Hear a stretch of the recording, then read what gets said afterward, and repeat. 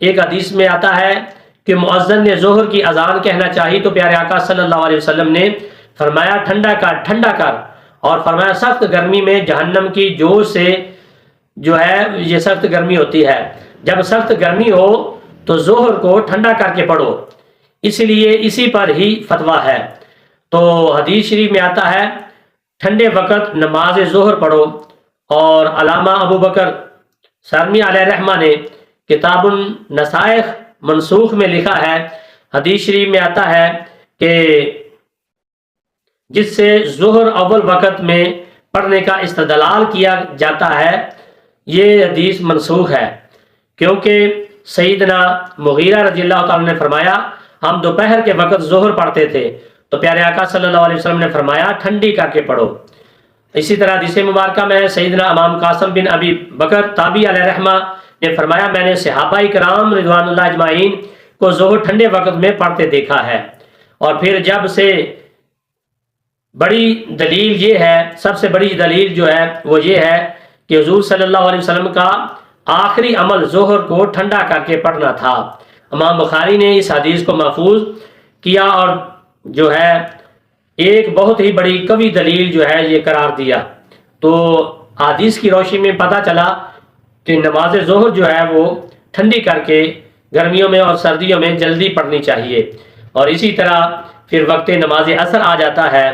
قرآن پاک میں اللہ تبارک و تعالیٰ نے عصر کے بارے میں ارشاد فرمایا کہ حافظوا علی الصلاوات والصلاۃ الوسطیٰ، فرمایا سب نمازوں کی حفاظت کرو اور خاص طور پر درمیانی والی نماز یعنی کہ نماز عصر۔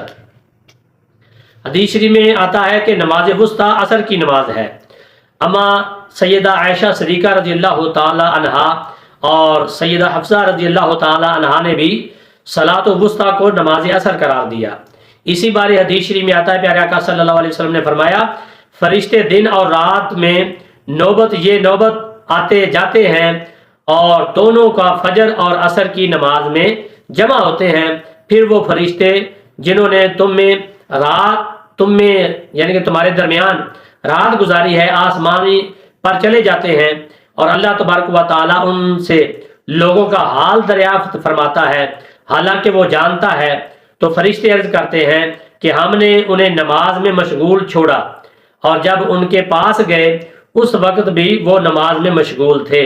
یہ اللہ تبارک و تعالیٰ کا امت محمدیہ پر کرم و احسان ہے کہ فرشتوں کی آمد درافت کے اوقات ہی وہ بنا رکھے ہیں جب مومنین سجدے میں پڑے ہوتے ہیں۔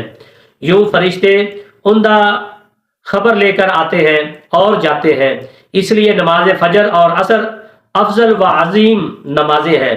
نماز عصر کا وقت ظہر کے وقت کے بعد یعنی سایہ 2 مصر ہونے سے غروب آفتاب تک ہے۔ حدیث شریف میں آتا ہے عصر کا اول وقت وہ ہے جب ظہر کا وقت ختم ہو اور عصر کا شروع ہو، تو آخری وقت وہ ہے جب سورج کا رنگ زرد ہو جائے۔ حدیث شریف میں آتا ہے سیدنا ابن عمر رضی اللہ تعالیٰ نے فرمایا جب تک نماز مغرب کا وقت نہ ہو جائے تب تک عصر ہی کا وقت ہے۔ سال بھر میں سب سے چھوٹا دن جو ہے وہ 22 دسمبر کا ہوتا ہے، جس کا دورانیہ 10 گھنٹے 6 منٹ ہوتا ہے۔ اس دن طلوع آفتاب 6:59 پر اور غروب 5:05 پر ہوتا ہے، جبکہ سال بھر میں سب سے بڑا دن 22 جون کا ہوتا ہے۔ اس دن طلوع آفتاب 4:59 پر اور غروب آفتاب 7:10 پر ہوتا ہے، جس کا دورانیہ 14 گھنٹے 11 منٹ ہوتا ہے۔ یوں آخر جون میں زیادہ سے زیادہ وقت عصر ہوتا ہے اور کم ہوتا ہوتا دسمبر میں کم سے کم رہ جاتا ہے اور یہاں سے پھر بڑھنے لگتا ہے۔ ایک تجزیہ کے مطابق نماز عصر کا کم سے کم وقت دسمبر میں 1 گھنٹہ اور 6 منٹ اور زیادہ سے زیادہ جون میں 2 گھنٹے 9 منٹ ہوتا ہے۔ نماز عصر تاخیر سے پڑھنا افضل ہے۔ حدیث شریف میں آتا ہے کہ پیارے آقا صلی اللہ علیہ وسلم لوگوں کو حکم دیتے تھے کہ وہ عصر کی نماز کو مؤخر کر کے پڑھیں۔ ہم پیارے آقا صلی اللہ علیہ وسلم کے صحابہ کرام فرماتے ہیں آپ کے پاس مدینہ پاک آئے تو دیکھا کہ آپ صلی اللہ علیہ وسلم نماز عصر میں تاخیر فرماتے، یہاں تک کہ سورج سفید اور صاف ہو جاتا، یعنی کہ زرد ہونے سے پہلے پہلے۔ ایسے ہی حدیث مبارکہ سیدنا سوار بن شعیب تابعی علیہ رحمہ نے فرمایا، سیدنا ابو ہریرہ رضی اللہ تعالیٰ عنہ عصر کو اتنا مؤخر کر کے پڑھتے تھے کہ میں خیال کرتا کہ شاید سورج زرد ہو گیا۔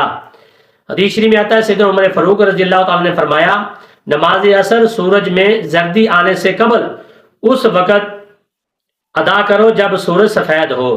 ایسے ہی سیدنا ابن مسعود نماز عصر تاخیر سے ادا کرتے اور سورج زرد ہو جائے تو مکروہ ہے، یعنی کہ سورج زرد ہو جائے تو نماز مکروہ ہے، کیونکہ نماز عصر کا کامل وقت اس وقت تک رہتا ہے جب تک آفتاب زرد نہ ہو جائے۔ تو محترم سامعین، وقت نماز عصر جانے کا سادہ طریقہ جاننے کا یہ ہے کہ عصر کی نماز پڑھ جب تیرا سایہ اصل کے علاوہ دوگنا ہو جائے۔ حدیث شریف میں آتا ہے حضرت ابو ہریرہ رضی اللہ تعالیٰ نے فرمایا، سیدنا جبریل علیہ السلام نے عصر کی نماز پڑھائی جب ہر چیز کا سایہ دو مثل ہو گیا، دگنا ہو گیا، اور پیارے آقا صلی اللہ علیہ وسلم نے ہمیں اس وقت نماز عصر پڑھائی جب ہر شے کا سایہ اس کی دو مثل ہو گیا۔ بس عصر کا وقت سایہ دو مثل ہونے کے بعد شروع ہوتا ہے، اسی پر سب کا اتفاق ہے۔ یہ حدیث نماز عصر کے افضل وقت کے تعین کے لیے امام اعظم تابعی رحمۃ اللہ علیہ کے نزدیک دلیل ہے۔